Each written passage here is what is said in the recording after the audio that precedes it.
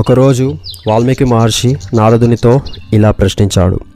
ఓ నారద మహర్షి, ఈ లోకంలో సకల సద్గుణ సంపన్నుడు, ఎట్టి పరిస్థితుల్లోనూ తొనకనివాడు, సామాన్య విశేష లౌకిక ధర్మములను ఎరిగినవాడు, శరణాగత వత్సలుడు, ఎట్టి క్లిష్ట పరిస్థితుల యందునూ ఇచ్చిన మాట తప్పనివాడు, నిశ్చలమైన సంకల్పము గలవాడు అయిన పురుషుడు ఇప్పుడు ఈ భూమండలము మీద ఎవడు ఉన్నాడు?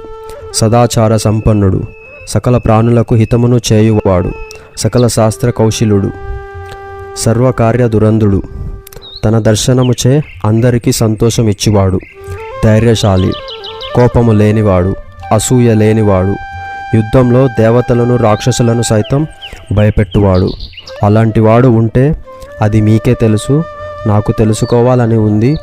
అతని గురించి ఉంటే చెప్పండి. అప్పుడు నారద మహర్షి, ఓ ముని,